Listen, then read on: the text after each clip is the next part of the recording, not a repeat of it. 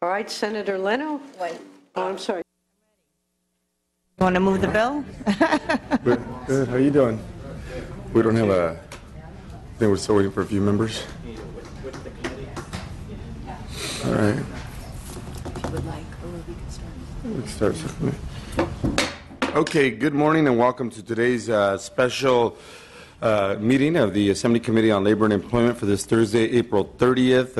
At this time, we're going to start as a subcommittee until we are able to arrive at quorum. So with that, let's commence with Assembly Bill 1017, authored by Campos. Today, on Ms. Campos' behalf, Assemblymember Cristina Garcia will be presenting. So with that, Assemblywoman, whenever you're ready. Thank you, Mr. Chairman and member. I am here to present AB 1017, a bill that would work towards creating a foundation to ensure pay equity for women across the state. Historically, women have been paid less than men in the U.S. Right now, Latinas make 44 cents to the white male dollar. African American women make 64 cents, and for white women, it's 78 cents. In order to enact real change, employers should not require women to reveal their previous salary. AB 1017 addresses the pay equity of women in the workplace by, number one, prohibiting employers from seeking salary history of potential candidates, and number two, requiring companies to disclose the minimum pay for the advertised position. More than 50 years after the passage of the Equal Pay Act of 1963, it's clear that the pay gap is unlikely to go away on its own. AB 1017 will bring historical injustices and pay equity to a standstill. With me to testify today is Shannon Smith Crowley from the American Association of University of Women. I respectfully ask for an aye vote. Thank you. Your first witness. Thank you. And we'll be having some other folks join us as well, but they're coming into the room. As Ms. Garcia said, I'm representing the American Association of University Women for California. But those of you who know me, I've been a lobbyist for 15 years, and I don't really share personal stories, but I actually have one that's directly on point. I'll try and be succinct. 20 years ago, I worked for a managed care company that was a startup. So as a startup, they paid really low wages, and they offset it by some pretty generous stock options. Well, of course, by the time I got there, that had kind of changed. The stock options weren't really the same, but they hadn't adjusted the salary. Well, as a result, recruiters knew we were fertile picking grounds because we were really well trained. I got a recruiter call a week. I mean, it was constantly. I practically had to have, call block on my phone. So I finally did accept one of the new positions, and the salary was about double what I was making, but I thought it was a fair salary, and where I'd worked, I could document what I brought into the company and what profits I brought to the company. I knew I was good. I knew I was worth it. So after I got the job and felt like I'm starting to be paid fairly, I fill out my initial job application information, get a call on a Saturday from my new supervisor saying, "What the hell? You only made X amount? We can't possibly give you what we say the position is worth because this is too big of a jump." And they withdrew the job offer. So think about the system set up that this is somebody who sought me out. They knew my company had a reputation for low wages. They set the value for the position. I knew I was more than qualified as a health lawyer with a master's in health administration with documented track record of bringing tens of millions of dollars into the company. And even as a contract negotiator, I was unable to buck the system. What is everybody else supposed to do? We ask for your aye vote. Are we all right yet? Okay, at this time, before we move on to the next witness, thank you. I want to see if we can establish quorum. Madam Secretary, if you'll please call the roll. Hernandez? Here. Harper? Here. Chu? Lowe? McCarty? Here. Patterson? Here. Thurman? Quorum established. Quorum established. Proceed, please. Thank you, Mr. Chair and members. Mariko Yoshihara with the California Employment Lawyers Association. I'm sorry I'm late. I was trying to receive our witness who has come all the way from Fresno to testify and tell her story. I guess I'll tell it for you. She is an educator in the Fresno County District, and she learned after a few years that her male counterpart was started at a salary at step 9 when she started at a step 1, and it was based solely on prior salary. And she, fought the policy with the employer, and the employer stuck by it, and so now she's filing a lawsuit. And so what her story illustrates is the fact that using prior salaries to anchor new salaries just allows employers to preserve historical inequities and just perpetuate the wage gap. In some cases, employers won't even consider job applicants that aren't within a certain range of a target salary, within a certain percentage of a target salary. So workers who have been discriminated against are completely left out of the applicant pool.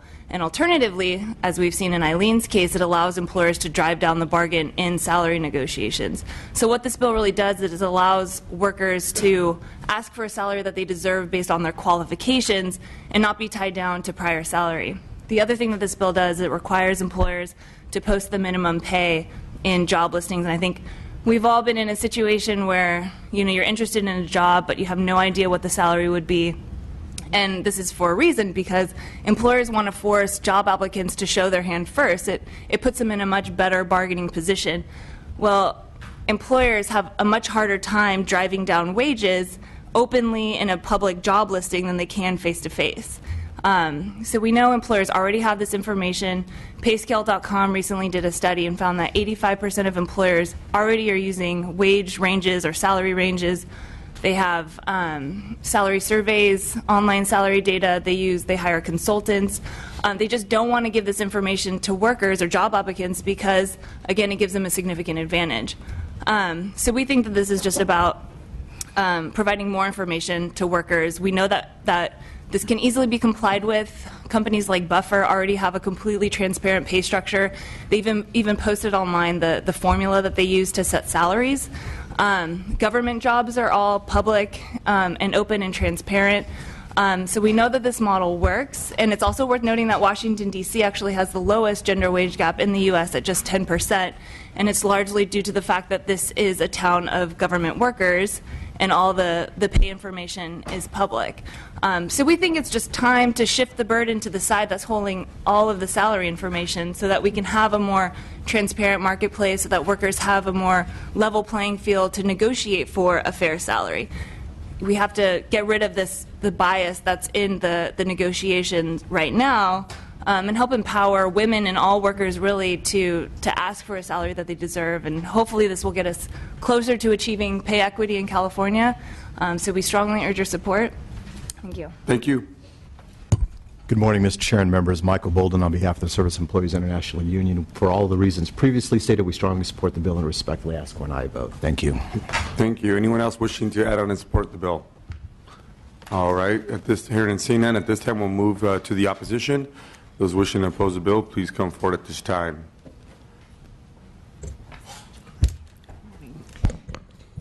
Good morning, Mr. Chair and members. Jennifer Barrera on behalf of the California Chamber of Commerce, and we are opposed to this bill. The California Chamber of Commerce does not believe in pay disparity no matter what your protected classification is, whether it's gender, race, national origin, religion. If you're performing the same job, you should receive the same pay, no question about it. And we believe that the current provisions of the law already address this issue. We do not believe that AB 1017 will create wage equality or provide transparency, and we'll explain how. The bill requires that we post a minimum set pay in any job advertisements, whether it's verbal or written.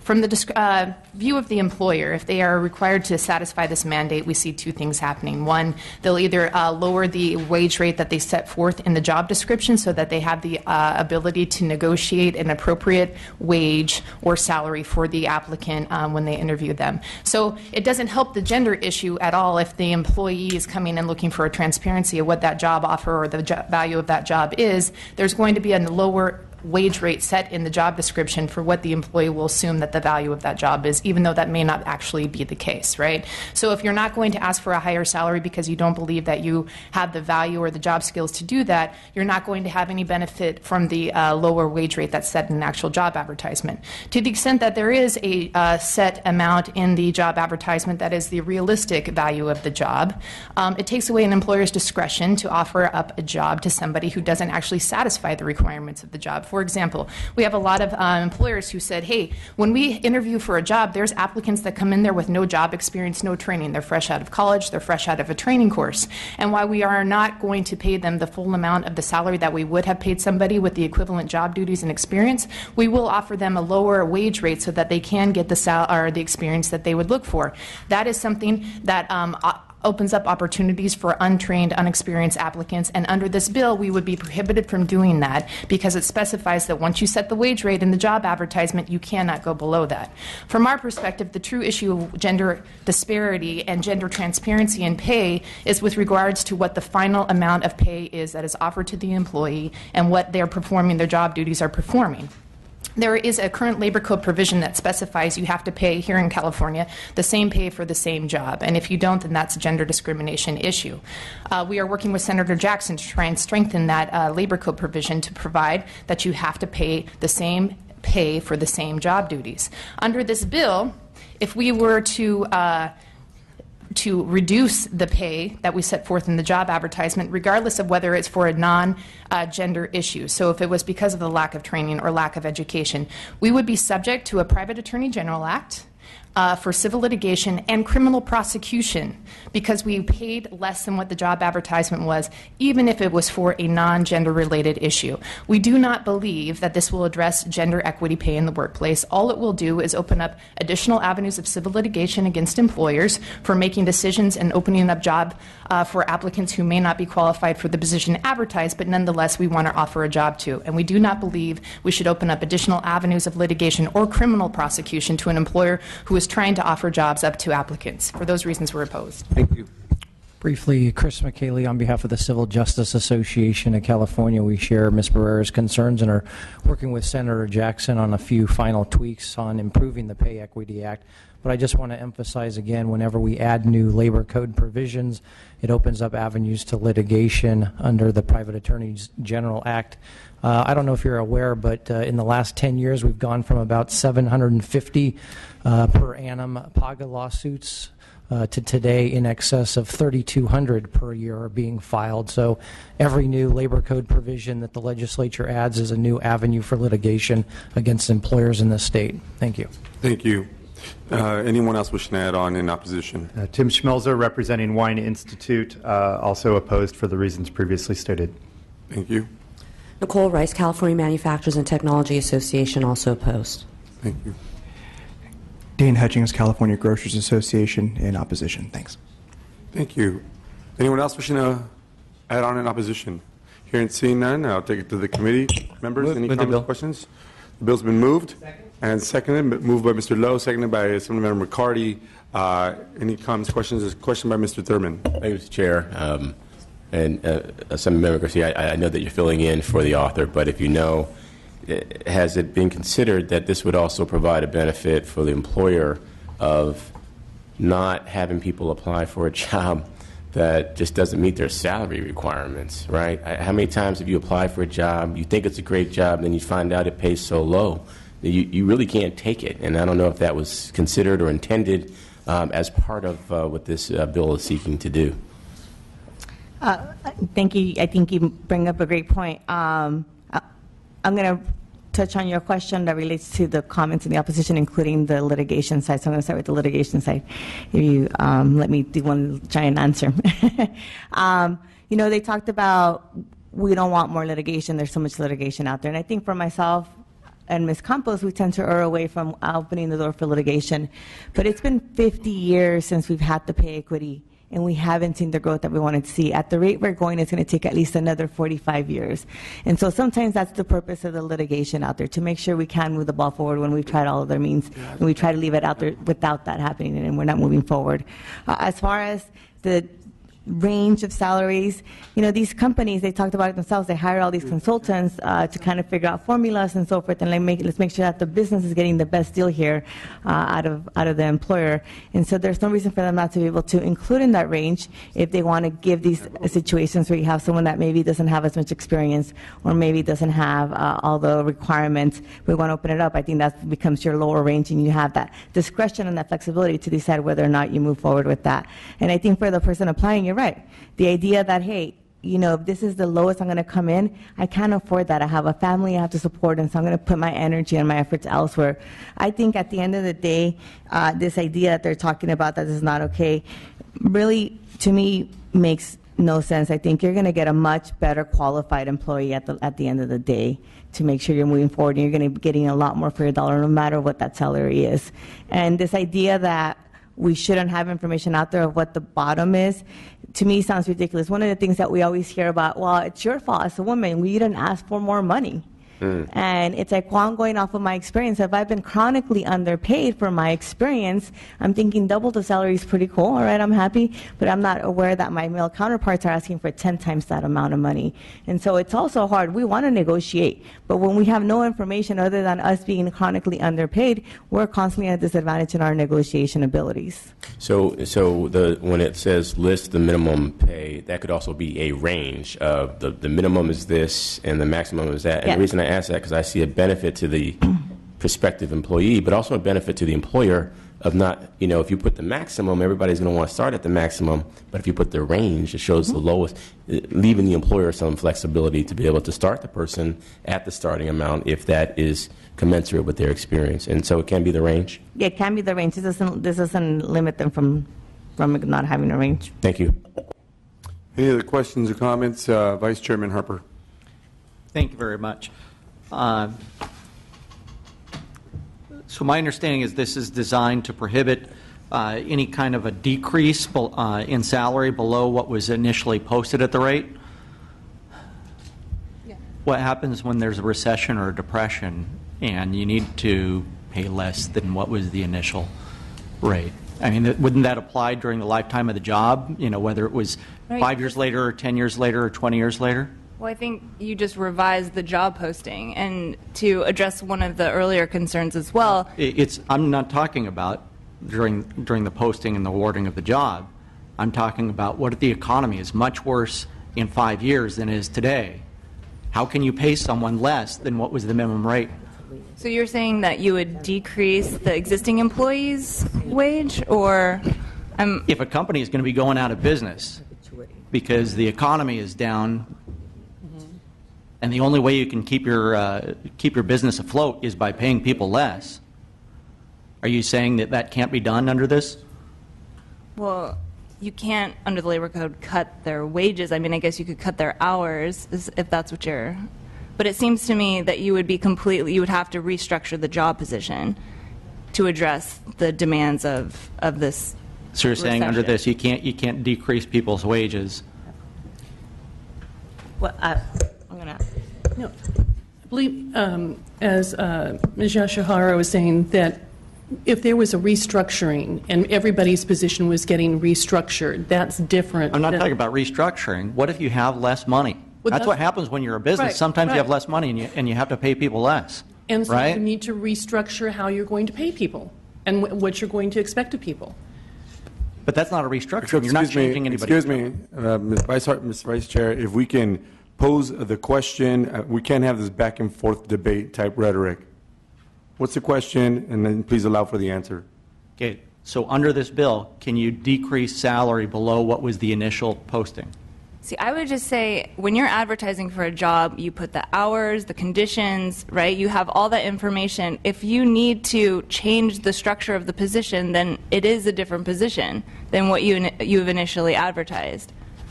Mr. Chair, I can't get an answer unless I get it clarified. Mr. Chair, could I ask a question that's germane to this? If I'll allow Mr. Harper to finish his questions, and then we'll move forward with you. That is the answer that's been given. We can't force certain words out of people's mouths. But I'm not talking about a restructuring. What if there's simply less money to go around? I'm not talking about a change in scope of the job. I'm not talking about a change in duties of the job. There's no restructuring involved. What if the company just simply has less money to be able to pay the employee that was hired under this act So 5 years from now or 10 years from now? Okay, so that's the question, and then what's the answer to that question? Okay, so you're saying you have a worker who's making $12 an hour, Yeah. and the employer wants to cut the wages down to $10 an hour. Maybe in 5 years or 10 years when the economy is much worse. Yeah, that would be unlawful. Okay. So the only option in that case is Workers to need to terminate have the some- employee if you can't afford to pay him at the rate that was initial minimum rate of pay? That's current law. Actually, this bill does not change current law, and so I think as a person, you come in and you have a certain contract, and you expect that contract and the different pieces of it to be honored. And so, current law, this is not changing that current law. So your dissatisfaction, Mr. Harper, is actually not with this bill, but with current law. Okay, thank you. Mr. Thurman. Well, the question I have is, in terms of being able to seek the salary history information from an applicant, does this law would prohibit being able to actually find out what the potential employee has earned in the past? Yes. How is that? That to me seems the opposite of transparency. Can answer. Okay, thank you. All right, that's enough. That's enough. Well, it's a question, and you've given comments, and you've asked the questions multiple times, and you've gotten the answers multiple times. Mr. Chair, this bill is the opposite of transparency. If it's prohibiting the employer from being able to figure out what the employee has been paid before, how do they figure out what to be able to pay the employee? That's the point. Okay, that's your opinion. You're welcome to that opinion. Mr. Thurman. My intent was to ask a clarifying question because I think I understood what the vice chair was asking. But if he feels that he's gotten an answer to his question about being able to lower the salary or not, I don't want to add to it. But if he feels he's got a satisfactory answer, I'll just leave it at that. I understand the answer that's been given by the folks. I thought that you were reacting to the use of the word restructuring as a business being restructured, but I think that the witness was saying that in a lower economy, that the employer might choose to restructure the positions, the classifications, and that would open the door for, as you were saying, reducing the salaries. And my intent was only to ask if that's what you really wanted to know around reducing the salaries. And when the word restructuring got used, I didn't think you meant restructuring of a company, but you meant you wanted to be able to talk about how to lower the salary. And I believe the witness was trying to say to restructure the classification so that you could reduce the salary by restructuring everyone's job in the same classification. I don't want to be speaking for the witness, but is that what you meant when you said restructuring? Yes. Okay, that's fine. Any other questions or comments? Yes. In terms of salary history, of course, public employee salary is available. So private salary would not be available. How do you explain the difference of applicants with backgrounds that have both public and private, or simply public versus private? Wouldn't some people be an advantage, or some people would be at a disadvantage if public salary history was available but private history was not from applicants?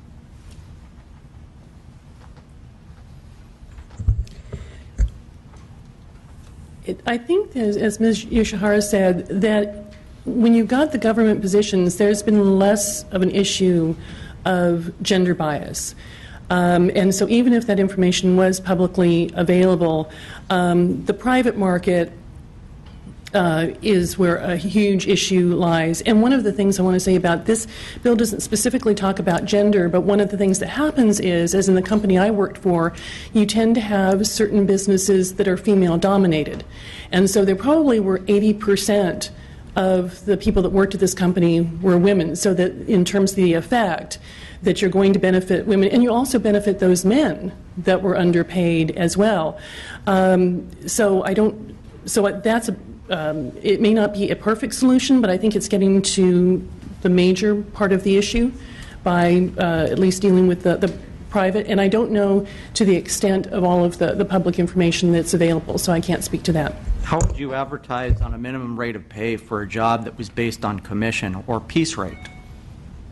And that's something that we're willing to work with the opposition on, because if it's not feasible, then we certainly understand that. Would you just simply put the minimum rate of pay as 0? No, I think we may take the commission and piece rate part out. But I would also I just want to mention to your earlier comment, though, that it's already in case law that you can't determine a salary too heavily based on prior salary. So if you have two job applicants and one prior salary is public and the other is private, and you use that public salary to the disadvantage of that worker who has the public salary, then that probably would be unlawful under current case law. Mr. Chairman, this law looks complex, baroque, difficult to follow. Under the private attorney general statute, it looks like this will be yet another way for the legal system to be able to extract money from private employers. Your point is in the record. Okay, any other questions or comments? All right, at this time, Ms. Garcia, would you like to close? I respectfully ask for your aye vote, and while Ms. Campos is not here, I know Ms. Campos is open to continue to work with the concerns of the opposition out there to hopefully get a bill that starts to address this problem at a quicker rate. We can't wait another 45 years to try to get to equity. Thank you. Thank you, Assemblywoman. Okay, at this time, this bill does enjoy a motion and a second. I just want to simply add that as we consider the glass ceiling and the dynamics, the variables that lead to that, we know they're complex. It's not just simply sexism. There is practices, and I think this bill really opens up our eyes to just other variables that are in play that do perpetuate this gender inequality in pay, and we had to take steps to take corrective action.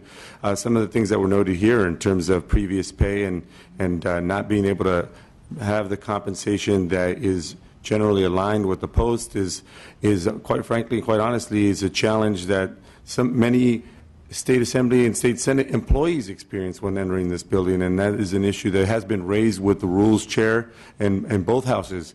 So that is a matter that needs to be addressed here, and I think that the focus of this legislation helps shed greater light. So I thank Ms. Campos and Ms. Garcia for working together to bring this issue before us. The opposition did bring some legitimate concerns about some of the provisions of the bill, but I'm heartened to hear that the author and with the help of Ms. Garcia are willing to work with the opposition to continue to make this bill an even better bill. So with that, Madam Secretary, please call the roll. Motion is due pass to appropriations. Hernandez? Aye. Hernandez, aye. Harper? No. Harper, no. Chu? Aye. Chu, aye. Lowe? Aye. Lowe, aye. McCarty? McCarty, aye. Patterson? Patterson, no. Thurman? Thurman, aye. That bill is out, sir. Bill is out. Thank you. And we are adjourned.